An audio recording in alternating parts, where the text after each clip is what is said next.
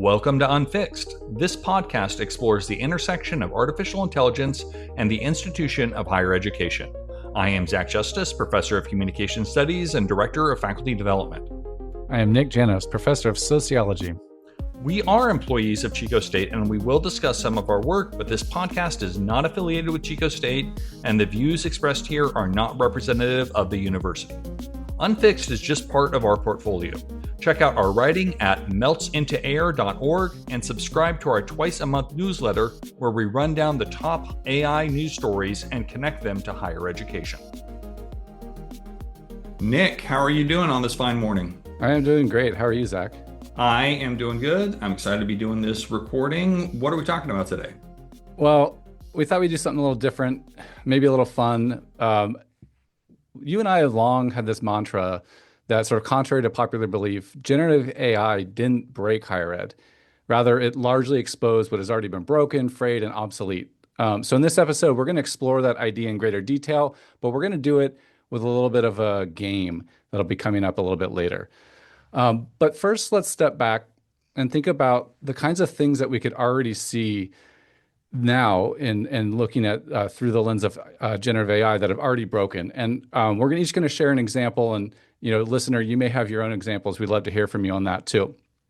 So when I was talking to some students the other week, I was like, what is like one of the most broken things on the web today? And we were kind of going through a list, and I said, you know, here's what I think. I think recipe websites are the biggest pile of crap on the internet today. Everybody knows it, right? You want to cook something, your old dusty books are on the shelf, you're kind of, tired of those. So you go to the web and you find a recipe, and it's the same thing after the other. It's, 2,000 words of personal backstory, a narrative that someone wrote.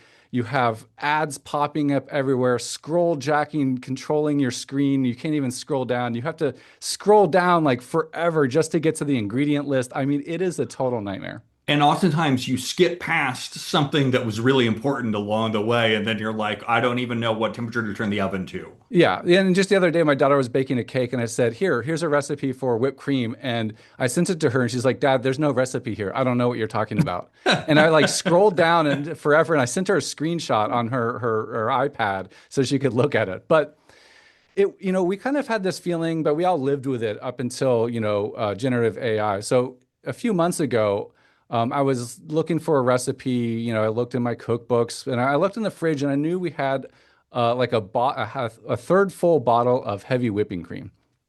And I was like, well, what do I do with that? And I was like, my dusty old books, they don't have a section that says what to do when you have a third bottle of whipping cream. And I was like, oh, I don't want to go to the recipe websites. So I opened up Google Gemini, and I just said, give me some family-friendly recipes that would be good for kids. And the primary constraint I have is that I have a third of a bottle of heavy whipping cream. What can I do with it for tonight's dinner?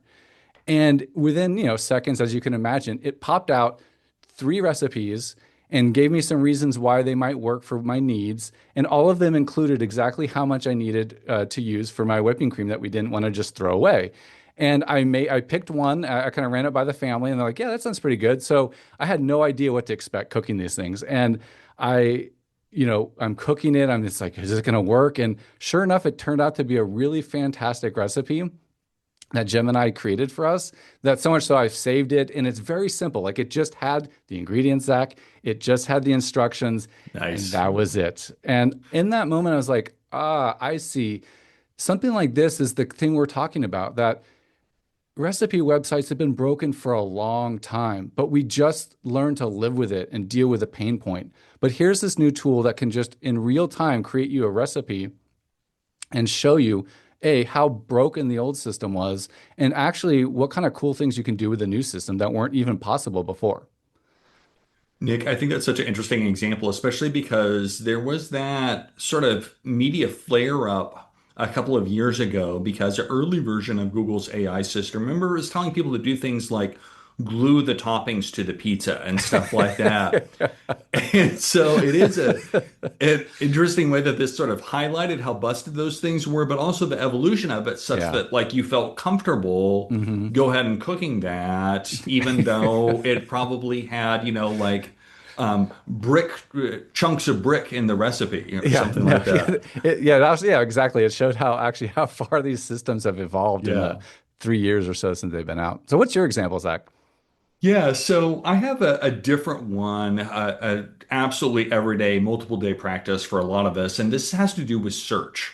So I remember using Google when it was relatively new, and it was awesome because it had Hmm. indexed the entire web. And so it easily allowed you to find things that were popular, also find things that were very specific. It was great. And then they realized they had a gold mine on their hands. They had started selling ads. The ads didn't just appear on the sidebar, they started appearing on the top. Companies everywhere started to figure out this is how people are buying stuff now. And so that was the dawn of the search engine optimization era, wherein people are changing the language on their website, where it appears, where it's cross-referenced, in basically an attempt to hack the search algorithms. As a result, Google search has gotten progressively less useful over time. But it was just what we used by default, which is kind of why it was the system was so powerful. And it wasn't until ChatGPT came around that we realized, oh, how we've been getting information is incredibly confusing, and someone has basically hacked it on the back end. Hmm. It reminds me of that concept. Cory Doctorow coined the term enshittification Hmm. in relation to everything on the internet. And it's not just nostalgia, right? Like our memories of how better Google was, how much better Facebook was in the early days when we thought this is just an easy way to connect to people that Yeah. we care about, but we don't live next to. All those things have gotten worse over time as they've been optimized for capitalism, ads have been sold, etc. Hmm. ChatGPT is different. It's a clean interface. If I'm looking for information, just earlier today, I was looking for what other CSU campuses are in driving distance of different campuses because I'm Hmm. trying to host this regional meetup for people doing AI work. And AI was so awesome at that, and I didn't have to sift through a bunch of Google trash in order to get there. Yeah, no, it's that is so true. And that tracks with my when you type something into a LLM, you can be just conversational, and you can kind of do that in Google, and it had been pretty good, but it gives you a list of websites, and you still have to go hunting and pecking. And it's no wonder that Google has put Gemini now in the top, right? That is their move against OpenAI. So like if you're going to use Right. an LLM for to replace search, well, you can just use ours right here when you're searching. And I'd love to see the numbers on that, like how many people just eyeball stop there. Yeah, Nick, the NLW's covered that a bit on the AI Daily Brief, and there were some early indications that it was absolutely breaking internet traffic, Hmm. and that, not just search firms, but like, let's say you sell tractor parts, you're gonna have to change how you sell tractor parts because Yeah, Google isn't driving the same folks, and then, obviously you get paid per click through on different ad platforms and stuff like that. yeah, But some of the more recent data on that really complicates that picture. It's another way that every time we think we have something about this figured out, the ground shifts underneath our feet. yeah.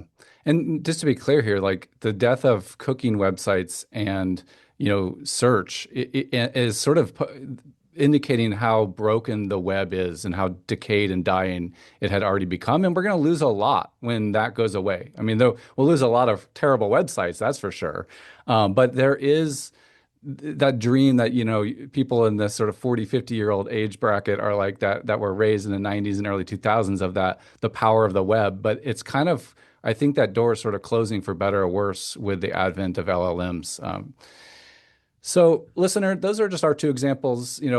Ask yourself what parts of life are already broken that AI is exposing. There's other ones we could draw from, whether it's healthcare or advice seeking. We'd love to hear from you. So send your examples. Our contact is in the show notes.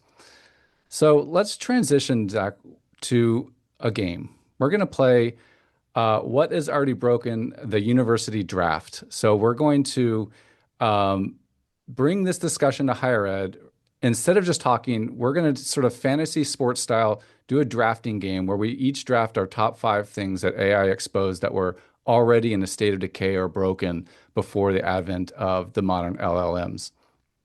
So here are the rules. You and I both selected 15 components of higher ed. We both agreed on them. So there's 15 different options to choose from. We're going to start in a little bit here with flipping a coin to see who goes first. We'll then each of us select our top choice. You'll go, whoever goes first, the second person goes second. We'll alternate until we have selected, each of us have selected 5. But along the way, we're going to discuss our picks, why we chose them, have a little conversation about it, then move to the next one. At the end, we'll review our top 5 and then briefly discuss what we left on the cutting room floor. Now, before we begin, I do want to say that although this is a game, none of these things are a game in real life. This is, the sort of living struggle of anybody who works in higher ed or who has a stake in higher ed. These things are changing fast, and many of them are things that we learned along the way, like all of us did along the way. Some are things that Zach and I have been talking about since the beginning, so those will appear in this list as well. I should say the beginning of when we started writing about this over 3 years ago. All right, Zach, you have a coin? I have a coin. Nick, you can see there's heads and there's tails. Not a fake coin, is it? Not a fake coin. Okay. What are you selecting? I like tails. I always like tails. And it is heads. Oh, shoot. Okay, you get to go first. Okay, awesome. And I should forewarn you, I am at my best when I am doing a fantasy draft about a sport about which I know very little. I'm currently in first place in my fantasy baseball league, Isn't that the way it works? Yeah. Even though I do not really follow baseball. So just be warned, my friend. Okay. Okay. With the first pick in our fantasy draft of things that were already broken in higher education, I am going to select. Boy, Nick, there are a lot of good choices here. There are. I know you first drafted this list. I gave you some feedback. We'll maybe share the full list with the listeners afterwards, but there are a lot of great things here. But I am going to go with bureaucratic report writing. Whoa. I gotta say that is that is out of left field.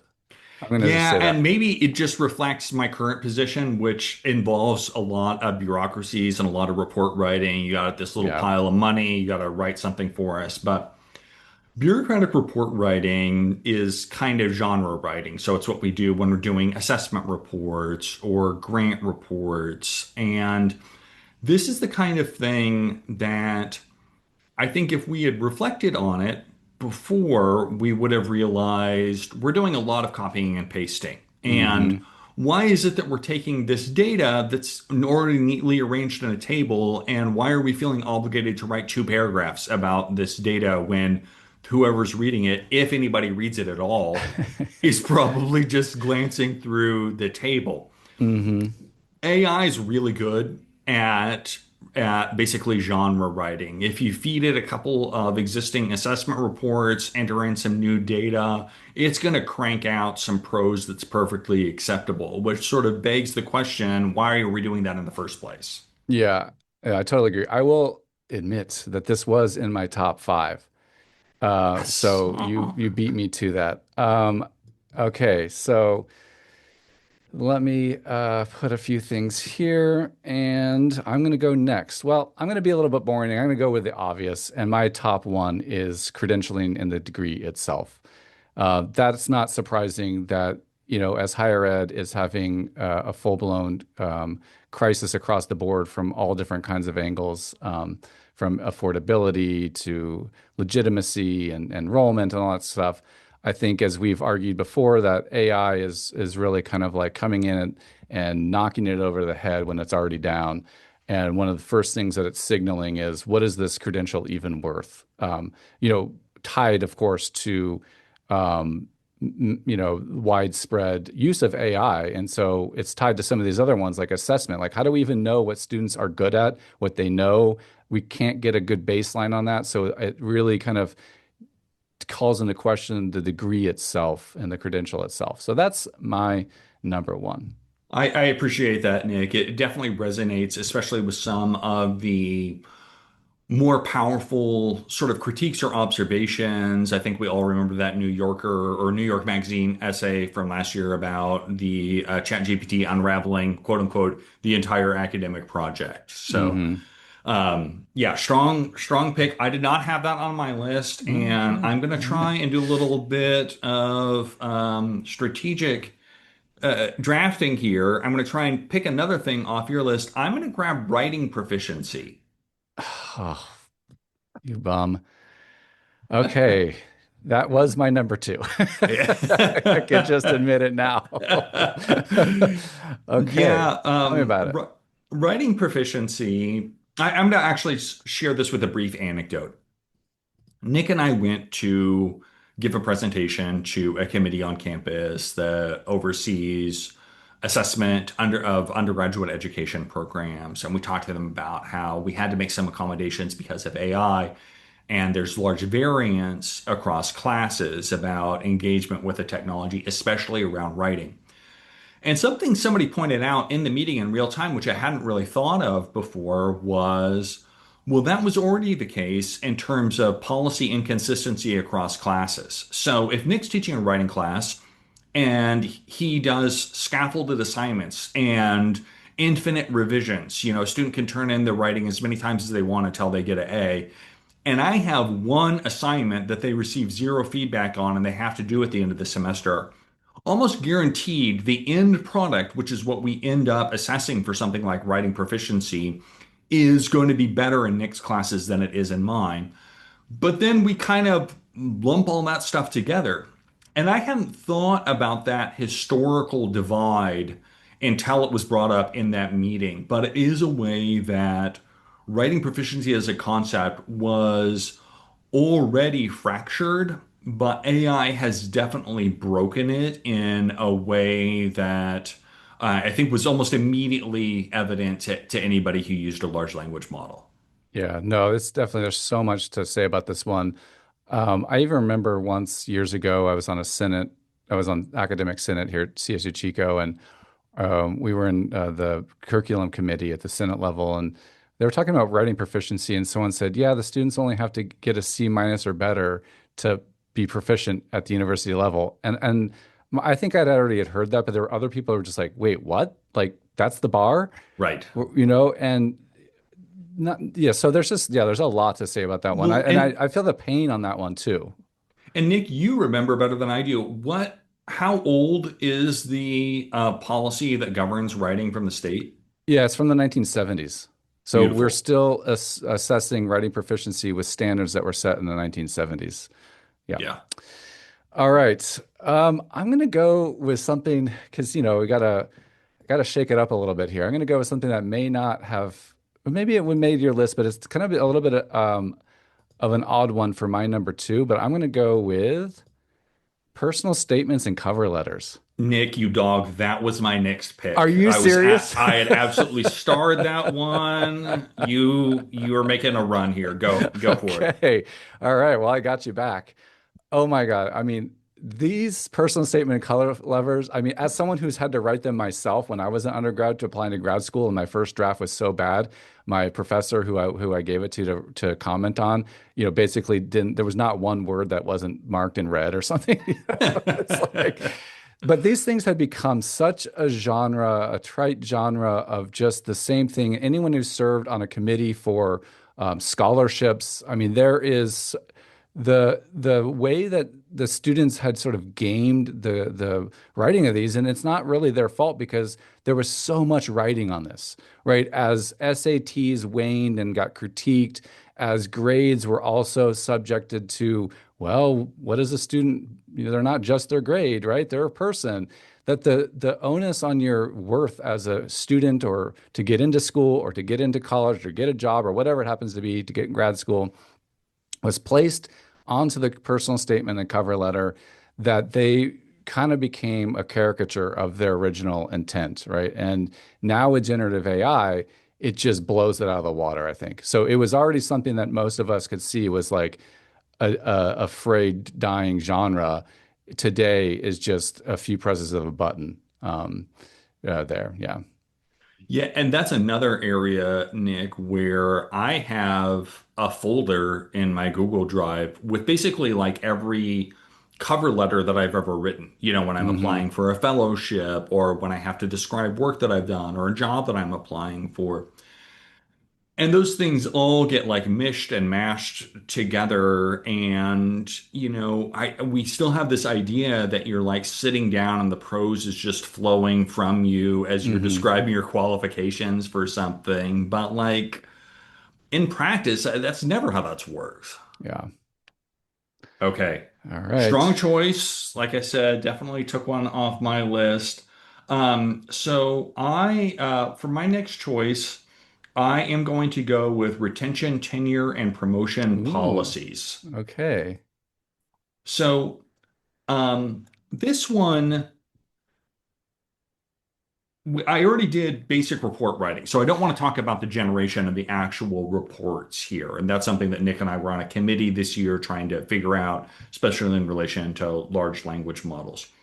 But one of the things that AI has sort of laid bare is the discrepancy of experiences that faculty have that we end up having to shove into the format of retention, tenure, and promotion policies. So the example that Nick and I have talked about, and indeed on the podcast before, is a world where, let's say I decide I hate large language models, I'm not going to use any AI, and Nick decides that he's going to. So, insofar as these things increase productivity, Nick is going to be more productive than I am, right? Especially in terms of writing, and especially in terms of you generated research and now you need to analyze those results. There's a lot that gets quicker when you're using some of these models. One of the things though that it sort of made us think about is that's not just in relation to AI. And so I was thinking back on my own academic career. There was a period of time when I was a junior faculty member that I had a bunch of projects that I was having a tough time getting over the finish line. And so I made an arrangement with my dean and then another dean on campus, and they funded me for a month of summer work. And then they also funded a graduate student that I was working with to be my research assistant for that time. So we met every day in the offices of first year experience and researched and wrote. And Nick, no joke, I got three publications out of that month. Hmm. And but I had the funding to do that. I was paid to come in and write. And I Hmm. also had access to this research assistant. Shout out to Millie. She's totally awesome, even though she's not in academics anymore. And and I mean, Millie's name is as a co-author, as I think on one or two of those publications, and which she deserves. But that was an advantage that I had that's sort of tantamount to the decision to use or not use AI. That's the kind of thing that doesn't show up in RTP. Instead, it's just a list. How many publications have your name on them? Yeah. And so it is kind of like going all the way back to your assistant for the rest of us piece that you wrote. It is a way that these systems were already kind of broken, and then this is revealed, oh, there's a new sort of fault line of inequity. Yeah, that's a good one. And I'm going to say this, that's not on our list, and though it should have been, is I just saw a tweet that had an article about the crisis in journal articles for academic journal articles because of AI. And that should have been on our list is academic journal articles because that's a format of genre writing that has been broken for a long time. There's everything from the crisis of, reproducibility to gatekeeping and you name it, right? Citation counting and network effects of people who get most of the citations and the rest of us. So there's that kind of stuff. But that's related to this is that, Absolutely. people pumping out things with AI or partially with AI, it just adds to the already over bloated genre of academic production, which is all required for most of us to get promotion and It tenure. is. And the sad thing is like we've set up these systems, right? Yeah. Like there's nobody that we have to blame for this that we can't look in the mirror for. And Nick, just to echo that, I was just at a conference and there was this really awesome scientist who was giving this presentation about AI, but she also let us know she's the editor of a journal and has been for a long time. They're just flooded right now to the point where they can't get reviewers. Hmm. And then, as I'm sure you've seen, that has become an increasing its own problem is Hmm. people turning over the peer review process in whole or in part to AI. Yeah, that's crazy. Yeah, and the last point on that is that don't get us started on the companies, like the monopoly, almost monopoly companies that own most of the journals. This segment was brought to you by Taylor and Francis. Yeah. Okay, we're gonna move on here. We're gonna move on, and I'm gonna go with a competitive pick that is obvious, but I think is, it's right there for the taking. And I'm gonna put grades. As someone who is in the classroom, and 4 classes a semester since LLMs came out. Obviously, I've been doing this a lot longer than that, but this is a pretty obvious one. I don't know what a grade is anymore, right? Because let's say you're not using AI for an assignment and students are, you don't want them to use it. Well, you don't know what part or all of that submission is, had they used AI. Sometimes I'm in there looking like, well, that kind of looks like a human. It's got full of errors and boy, this just looks like someone blabbling about something. Maybe that's an A, and that these highly polished, discussion posts where you didn't even ask them for an essay and somehow there's like a 5 paragraph essay in there. It's like, yeah, that looks pretty polished, but then that's not an A, right?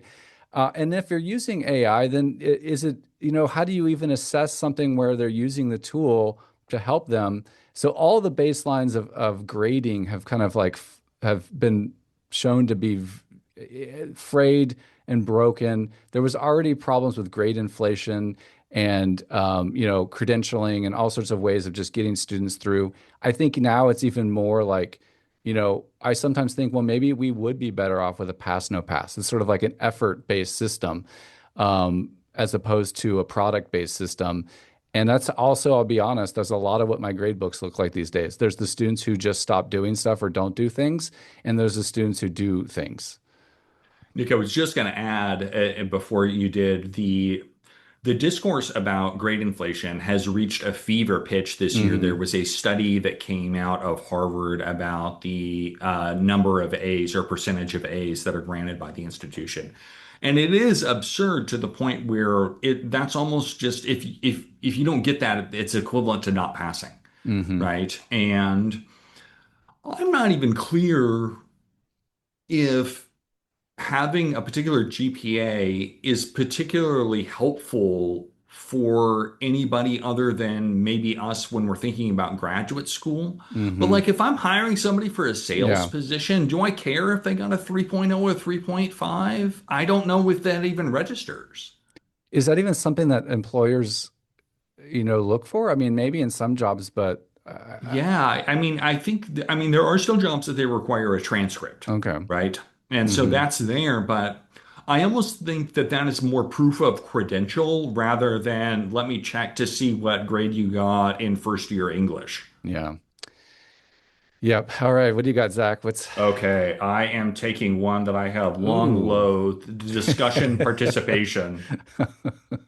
So if you're not familiar, this is something that a lot of us do, especially when we're teaching online or classes with Hmm. online components. So there is a discussion board, and you, as the faculty, have generated some topics, or sometimes the students are generating topics, and then students are responding. And some of us realized well in advance this is not a great system because students had largely just figured out how to game that system from the start, right? You have specific criteria. Okay, you have to post something, and then you realize everyone's posting, no one's reading. Okay, Hmm. well, everybody has to post, and then you have to reply to 2 other posts. Hmm. So it's just somebody posting now, and their replies are, "Great point, Janice." It's just Yeah. it's Yeah. so formulaic. It's just the sort of bare minimum that sort of it. Some of us had walked away from that sort of way that we were assessing student engagement and student learning already, just because it never seemed authentic. But the capability of AI to do the thing that Nick talked about earlier about you have a brief discussion post and somebody's responding with, a 10-page essay, it really does sort of put a new wrinkle on something that was already not great, but now just seems like I completely know. gone. But one sort of shining light for this, and something that we've talked about on the podcast before, is one of the replacements for this has been these social annotation tools like Hmm. Perusal. And maybe it's a way that we're going to see some light on the other side and realize that that was already broken, but this new thing that we're doing is actually preferable even to the best case scenario that we had before.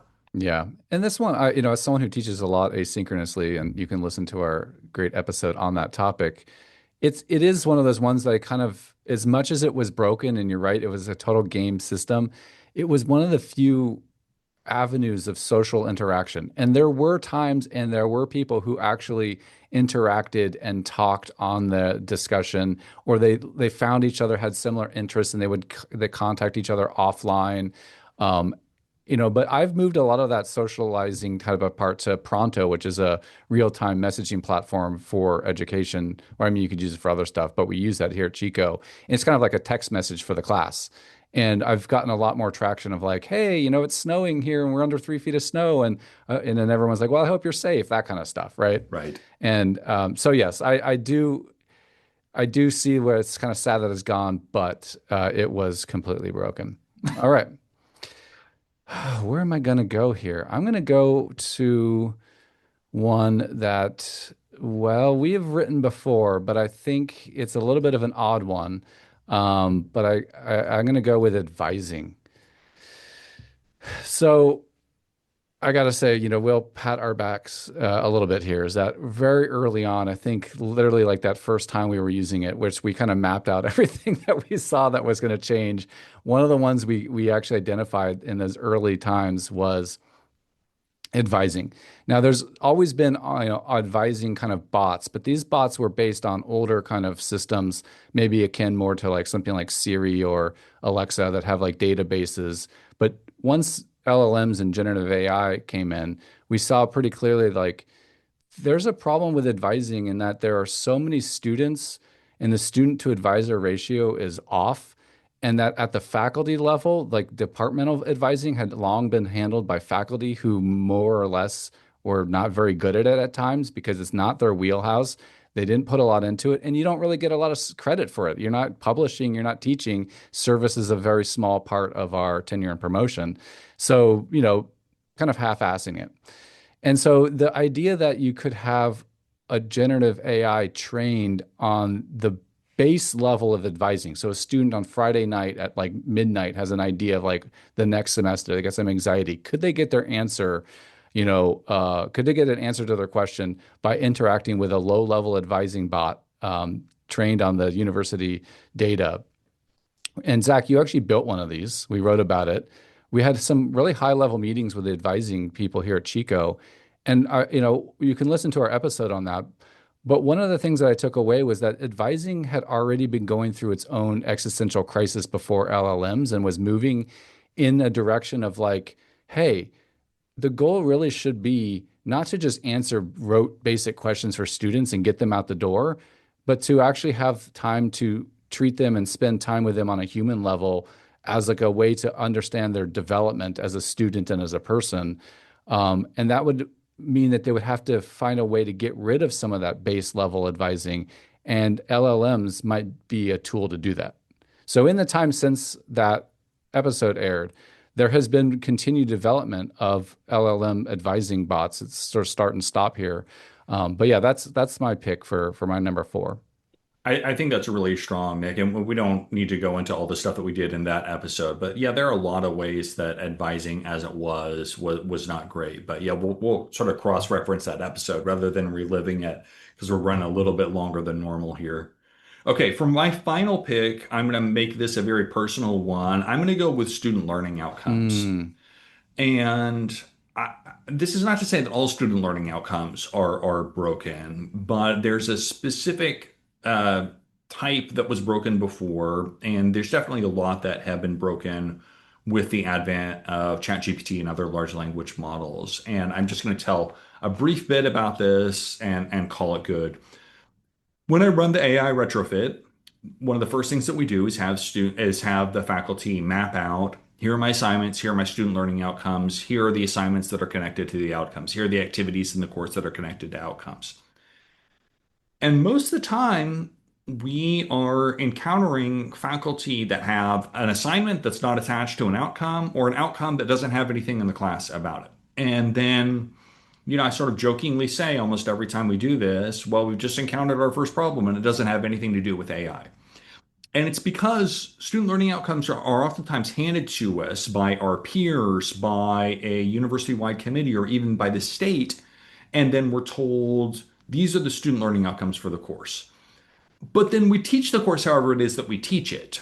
And connecting those things together is rarely our top priority. And I've never once in my life had a student approach me at the end of this semester and be like, I'm really disappointed in this course because student learning outcome 3 subpoint C was not adequately covered. Like that's not on anybody's radar. Yeah. But AI has caused us to sort of take a step back and reconsider. And I'm hoping that we come out of this with a sort of better framework for what should be in courses and how we make sure it's there. Yeah, that's a good one. Good job. Good pick. All right. And my last one, there's a few good ones left here, but I'm going to go to another one that we have written about, and I'm going to go for formal assessment.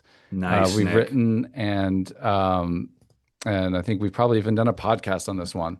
So for those, just real quickly, if you're not familiar with what this is the sort of assessment of the student learning outcomes, a nice tie in there to yours, at the department, college, university level. And this is generally to signal to both at the department and instructor level, like, are you meeting the actual goals of your class and the program goals?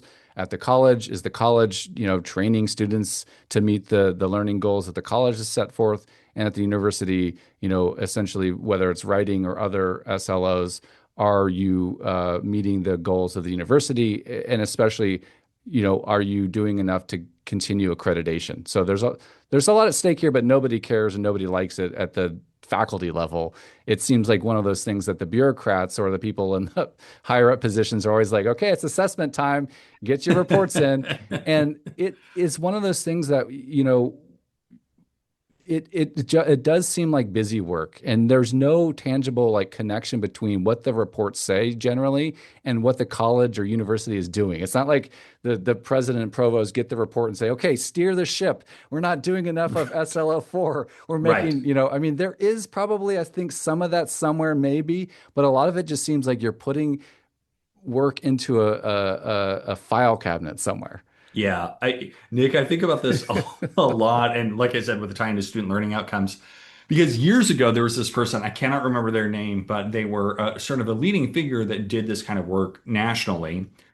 But then their kid is getting ready to go to college, so they're going around and visiting different campuses, and they wrote this piece for either the Chronicle or Inside Higher Ed, where they sort of owned up to it, and they were like, "Yeah, not once did I think about or ask." Show me your program assessments, right? Even though that's largely what their professional life was devoted to, Mhm. right? And so it just always begs the question of who are we doing this for? Yeah. All right. So we've All right. got 10. We each have 5. I'm going to read mine. You read yours. So starting for number 1, I picked credentialing and the degree itself. Number 2, personal statements and cover letters.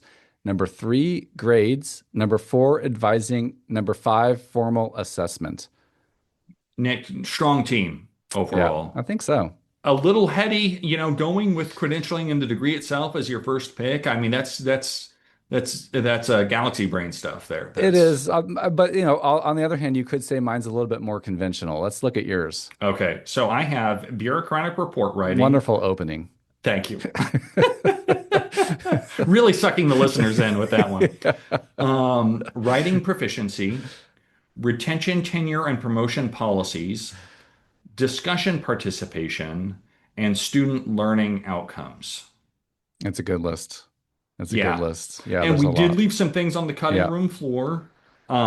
Assignments, just broadly, mathematics, which I did not want to touch. I didn't want to touch that one. I threw that in there as like a wild card. I have no idea. I mean, but It is. There are real problems. yeah, if you're a mathematics professor or instructor, get in touch with us. We'd love to talk. Yeah, we'd love to have you on the show and talk about it. Letters of recommendation, which I almost went to that one. Yeah, it kind of overlaps with the cover letter thing. Yeah. I was going to go for it, but once you did that, I didn't want to have the same conversation twice. Grant writing, Yeah. and then faculty workload and incentive structures. Yeah, which that one really ties into the retention, tenure, and promotion for sure. But there is some things where there's out of balance or rearranging, like what is research and teaching now in an AI age. Yeah. Nick, I'm going to spring this on you. Let's say it's early in the fantasy season and you realize you have to cut one of the players that you drafted. Who's the first on your cut list? Ooh. I think I'll cut formal assessment because it's not a crowd pleaser. We could put that person back out on the street and we They're can go probably with the waiting team. for you there. Yeah, I mean, it is my number 5 pick, wire. so it kind of makes sense, but yeah. Yeah. What about you? I think discussion participation. Yeah, because the upside there is limited. It's much more narrow than my other things. So, yeah. Okay. We do have some irresponsible speculation to close things out. The premise of today's episode is that so much of higher ed was broken in decay, not fully working at the time that Gen AI arrived. That said, what parts of higher ed has Gen AI led the way in breaking? All right. Well, I've got 2 and I'll keep it short, but the first one that came to my mind is plagiarism detection. I don't think it was really broken before. I think AI has broken it. And there was a lot of ways that you could catch a student cheating before. I mean, obviously in the classroom, you could watch them looking at someone else's paper. With Google, you could just take some of their writing, put it into Google and see exactly where they copied it out of Wikipedia or some academic article, and then, turn it in, had its different sophisticated ways of doing that. None of those work now with generative AI. So, I mean, obviously looking at somebody does still work, of course, but the other tried and true online methods, Google search, I mean, you can still use those and there's still students probably doing that. But I think that whole premise that we can police student work has just been gone, just been destroyed in a large part, for better or worse. And then the last one, I'm not going to say a lot about it, but I do think that learning to code is interesting. A big one. Unfortunately, I think that the struggles in computer science and things like that are going to be pretty real. Yeah. What about you? So I have kind of a weird one. So I think about arguments a lot, how to make good arguments, and I spent most of my career trying to read a bunch of stuff, derive arguments from that, and then sort of lay all that out in a way that is going to resonate for whoever I'm trying to make a case to, whether it's for a grant or whatever it is that I'm trying to do. This technology dramatically disrupted that as a marketable skill. Mm-hmm. It doesn't mean that it's busted. It just means that it's so different because anybody can upload a set of PDFs into Notebook LM and then say, generate me an audiobook summary. Okay, now I want to make this argument, find evidence that supports that argument. Mm-hmm. And I think that we're going to start to see something erode in higher ed about our actual fluency with what it is that we're talking about that we might have had a few years ago that we might lose in a couple of years. Yeah, that's a really good one. And you've shared that with me personally. That's a good one. Yeah, I'm sad about it because it makes me less special. Yeah, you're still special, Zach. Thanks, Nick. Thank you for listening. If you're enjoying this podcast, please consider subscribing on your favorite podcast platform so you never miss an episode.